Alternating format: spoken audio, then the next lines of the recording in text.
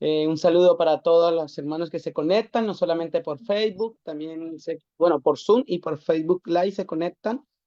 Y la hermana Daira me llamaba hoy, conversando con ella y compartiendo un poco sobre el deseo de hacer esta vigilia, de buscar al Señor. Acordémonos que la Escritura nos dice que los discípulos estaban unánimes todos cuando el Espíritu Santo fue derramado. Y estos medios que el Señor ha colocado, la tecnología, que es muchas veces utilizada para el mal, la podemos utilizar para alabar y adorar al Señor. Yo creo que todos estamos acá reunidos y en cierta manera nos acordamos, bueno, se oró también por los hermanos de Costa Rica y quiero compartir con los hermanos en esta noche o tarde, dependiendo del país, eh, una experiencia que nos encuentra la palabra del Señor y es la experiencia de Pedro. Cuando nosotros estudiamos, estoy buscando el tema aquí en mi librito de temas, cuando nosotros estudiamos la palabra del Señor, encontramos en ella muchas experiencias y encontramos en ella muchos llamados. Y quiero que meditemos en la experiencia del apóstol Pedro. Yo hago la pregunta, ¿cuántos llamados recibió Pedro? A ver, abiertamente a los hermanos que puedan activar micrófonos. ¿Cuántos llamados recibió el apóstol Pedro? Fueron tres. Tres. Fueron 3 llamados. ¿Cuál fue el primero?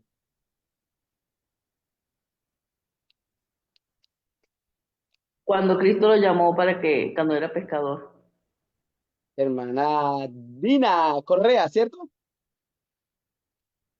Y después cuando le dijo, Pedro, ¿me amas? Bien, y fue cuando le dijo, Pedro, ¿me amas? ¿Y el último llamado? Pedro, apacienta mis ovejas. Exacto. Cuando lo sacó de la Pedro. prisión. Vamos a ir al primero. La palabra la encontramos en Lucas capítulo 5. Lucas capítulo 5.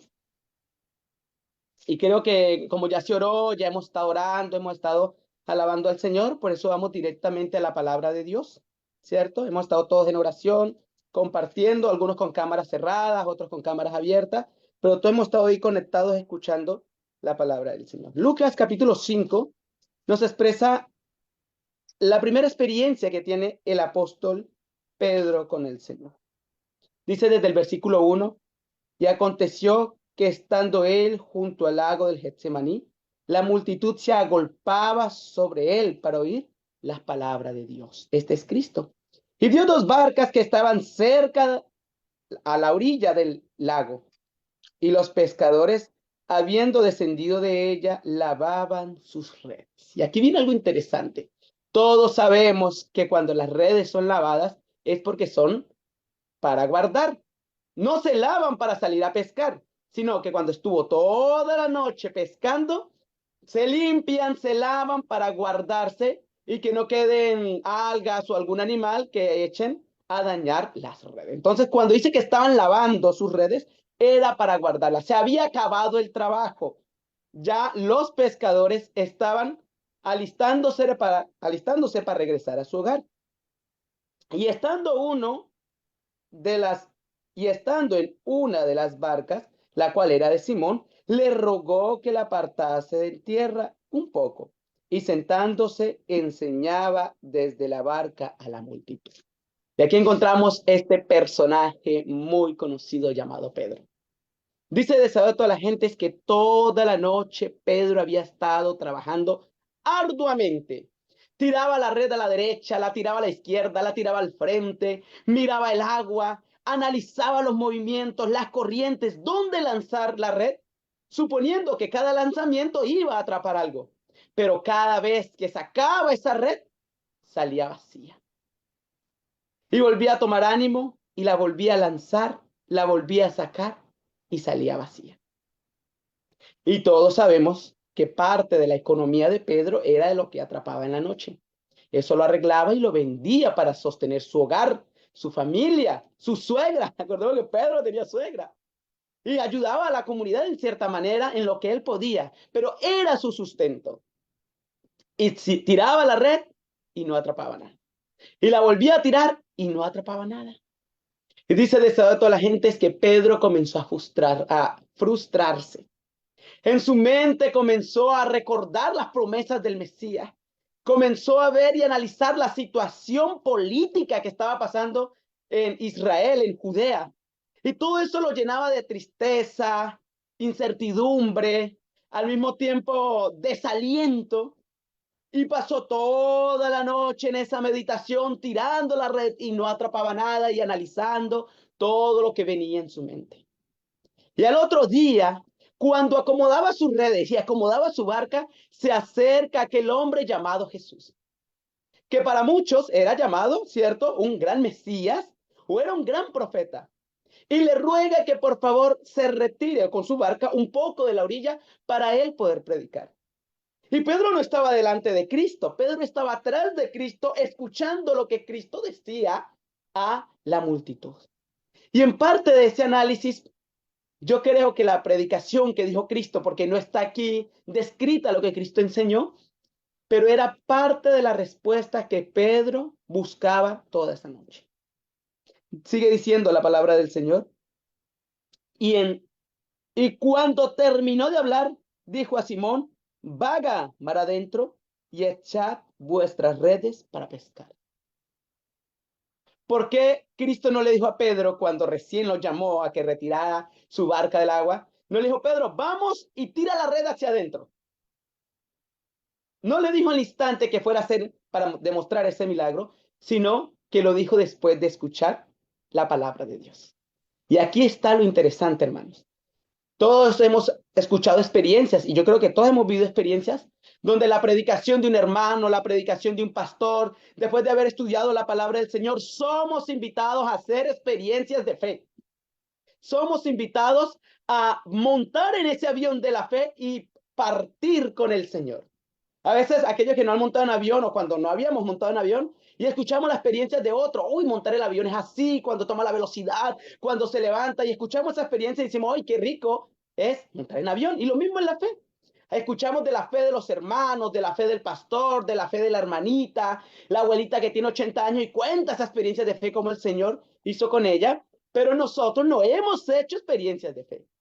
Y estaba Pedro escuchando a Cristo, las experiencias, la predicación, el sermón de Cristo. Y yo creo que Pedro se llenaba su corazón de ello, pero necesitaba hacer una experiencia de fe.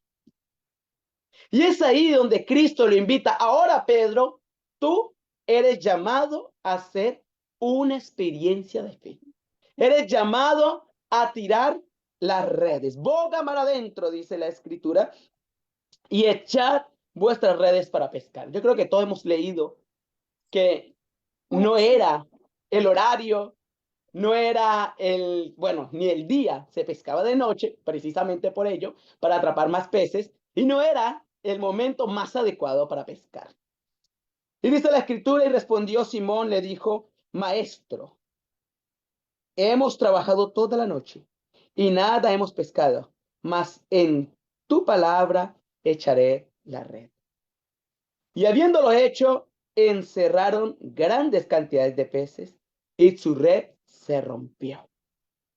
E hicieron señales a los compañeros que estaban en la otro lado, ¿cierto? Con otra barca, para que viniese a ayudarles. Y vinieron y llenaron ambas barcas, y de tal manera que se hundían. Y al ver esto, Simón Pedro cayó de rodillas delante de Jesús, diciendo, apártate de mí, Señor, porque soy hombre pecador. Y es ahí cuando vemos que Dios hace un milagro en nuestra vida.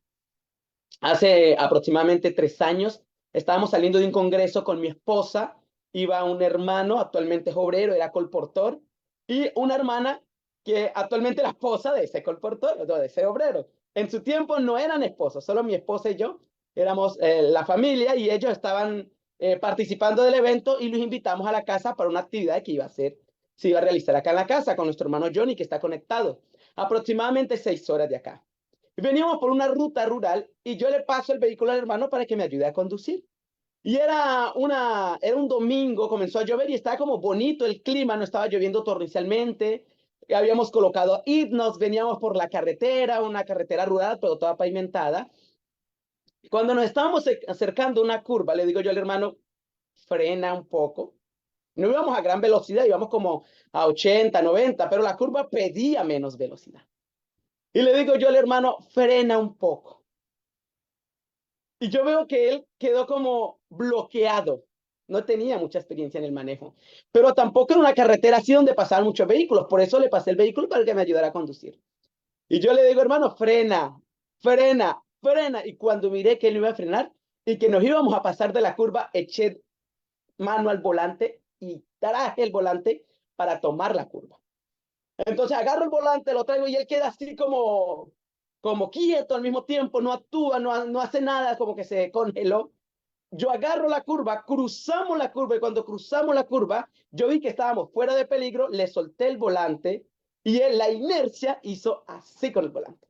Entonces cuando hizo así, el auto chocó y comenzó como un trompo a chocar, pam, pam, pam, hasta que quedamos trabados con la solera y la parte de atrás del vehículo salió hacia el otro lado, el eje de la llanta y todo comenzó a echar, claro, el susto, todo quedó así como golpeado, mi esposa se golpeó, la muchacha, la carga, quedamos al otro lado de la pista, aunque no pasaban muchos vehículos, era peligroso, y todos quedamos como que, yo lo primero que hice fue darle gracias al Señor y volteé a ver a mi esposa, estaba golpeada, pero no le había pasado nada, volteé a ver al conductor, estaba congelado todavía, a la otra hermana también estaba golpeada, y mi reacción fue salir rápidamente de ahí, porque aunque habíamos cruzado la curva, estábamos en el carril contrario. Pasa un caballero en una camioneta, nos tira y nos deja en un rincón más seguro y no había señal, no podíamos llamar a los hermanos, no había señal de celular ni ninguna línea a la cual hay acá en Chile y nosotros solo rogamos que alguien pudiera buscar un lugar donde encontrar señal. Y en esa un hermano viene pasando y nos queda mirando y rápidamente se acomoda y ahí pasa otro hermano y pasa otro y se hizo una fila de puros hermanos que habían tomado la misma ruta para poder auxiliarnos. Y es ahí las experiencias de fe. Después uno se pone a analizar, podíamos haber perdido la vida, fue un accidente grave, podíamos haber volado por el precipicio, podía haber pasado cualquier otra cosa y el Señor nos protegió, el Señor nos cuidó y sea el Señor honrado porque Él es bendito y como dice la Escritura, grande es su misericordia. Y Pedro estaba siendo invitado a hacer una experiencia de fe. A veces pasamos circunstancias y ahí donde decimos, Señor, gracias, porque oramos antes de salir, pero tú nos cuidaste la vida. Muchas veces, como lo que pasó en Costa Rica, el Señor toma la vida y en Él está y en Él hay que confiar. Y Pedro fue invitado a hacer una experiencia de fe grande. Nosotros a veces pensamos que era poco, ¿no? Pedro había estado trabajando toda la noche, no tenía economía, no tenía dinero, no era horario de pescar. Él era pescador, conocía la situación, era su trabajo, era su rubro. Y viene Cristo, un carpintero, y le dice, Pedro, echa las redes. Y es ahí cuando Pedro ve ese milagro, se postra, cae delante del Señor y le dice, Señor, apártate de mí porque soy pecador. O sea, no merezco tanta misericordia, no merezco tus milagros, no merezco tu mano sobre mí. Pero como Cristo dijo, yo no vine a buscar a justos, sino a pecadores para volverlos a la justicia o llevarlos a la justicia, ¿cierto? Yo no vine a buscar enfermos, perdón, no vine a buscar sanos, sino enfermos para llevarlos a la sanidad. Sigue diciendo, versículo 9, porque temor le había rodeado y a todos los que estaban con él, a causa de la presa, sí, a causa de la presa de los peces que había tomado. Y asimismo, Jacobo y Juan, hijo de Zebedeo, que eran compañeros de Simón, y Jesús les dijo, no temas, desde ahora pescarás hombres. Y cuando trajeron la barca a tierra, dejándolo todo, le siguieron. ¿Por qué Cristo no llamó a Pedro cuando no tenía nada? Porque toda la vida o todo el ministerio, Pedro hubiera vivido un ministerio con duda. ¿Pero qué me podrá dar este? ¿Qué me dará el Señor? ¿Qué me dará el Mesías? O en su momento, ¿qué me dará este rabí? Es por eso que el Señor hace un milagro en la vida de Pedro, llena sus barcas, responde una duda de un padre de familia, sígueme porque conmigo no te faltará nada. Sígueme porque tu vida está conmigo. Sígueme porque yo soy tu Salvador. Y todos sabemos que si Pedro hubiera vendido toda esa mercancía, si hubiera comprado más botes, hubiera de pronto ampliado la pesca, ya no saldría a pescar él, sino que contrataría personas para que fueran a pescar y el rubro hubiera crecido. Y a veces nosotros, el Señor hace milagros económicos en nuestra vida y lo utilizamos para nuestro beneficio. Y Pedro utilizó ese milagro para el beneficio de otros y no para él. Dejándolo todo. ¿Quién vino, agarró esos peces? ¿Quiénes se llevaron esos peces? No lo sabemos. Pero no fue Pedro. Dejó todo para seguir al Señor. Y aquí está nuestro primer llamado. Y creo que ahorita tiene otro hermano la participación. Pero el primer llamado que Pedro tuvo en esta experiencia de su vida fue totalmente, fue un llamado que cambió totalmente la vida de este pescador llamado Pedro. Hubo milagros, hubo evangelio, hubo predicación, hubo transformación, hubo en este momento reconocimiento de ese milagro y reconocimiento que él no era nada, pero que necesitaba completamente de Cristo. Y así el Señor nos llama, hermanos, a hacer experiencias de fe. Leemos la Biblia, escuchamos sermones, escuchamos a pastores, escuchamos experiencias de fe. Yo tengo que hacer experiencias de fe con el Señor. Yo tengo que hacer experiencias de fe con Cristo diariamente. Y para terminar, cuento otra experiencia. Acá en Chile ya, ya los hermanos saben, no hace mucho caí preso. Le contaba yo a una hermana que me llamó de Colombia, caí preso un sábado. Estaba predicando en un grupo donde hay puras hermanas a 1 hora de acá y estaba llevando la escuela sabática porque el segundo servicio se lo había dado a una de mis colportoras, de las colportoras que me acompañaban. Digo mis colportores porque soy director de colportores. Y yo estaba llevando la segunda pregunta y llega la policía. Yo veo por el vidrio que está la policía comando unas cosas. Yo dije, pronto alguna otra casa. Tocan la puerta y sale la hermana de la casa. Y después entra la hermana y me dice, hermano, preguntan por el dueño del vehículo. Yo salgo y me dice el caballero o el carabinero, me dice, ¿quién es el dueño de este vehículo? Y yo le digo sinceramente, el dueño no soy yo. El vehículo me lo había dado un hermano por $2,000 que yo le había dado, pero ese vehículo costaba $7,000 en su momento. Y él me lo dio por $2,000. Cuando fuimos a colocarlo a nombre mío frente a un registro civil, porque acá se compra o notarialmente, donde te dan un poder, y tú con ese poder puedes ir y poner el vehículo a nombre de quien tú quieras. Y las personas que trabajan comprando y vendiendo y arreglando vehículos lo hacen así.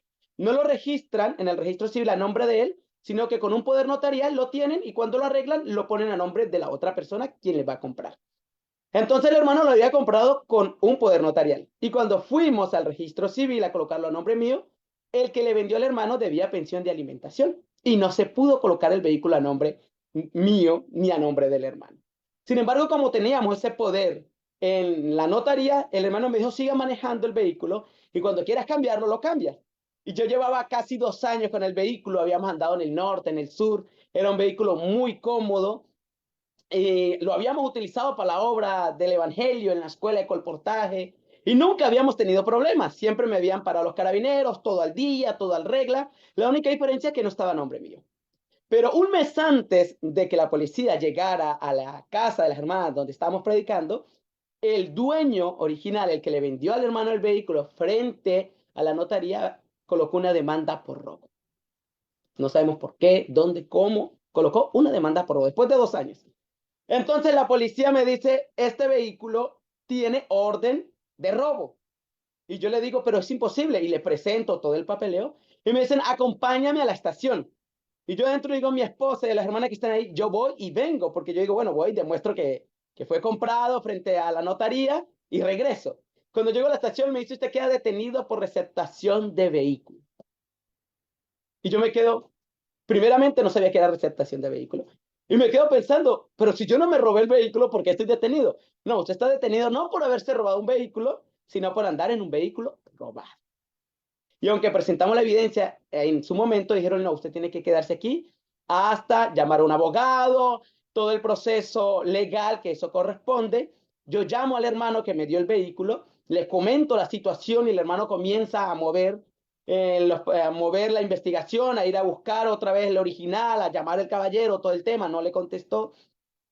Pero yo quedo retenido ese sábado y mi esposa le dicen que yo voy a ir preso, que de pronto me sacan del país, me iban a trasladar a una cárcel que estaba un poco más lejos de la casa. Y el carabinero que lo atendió, o el policía que la atendió, la asustó, ella se puso triste, se puso a llorar, todos los hermanos asustados, todos los hermanos orando.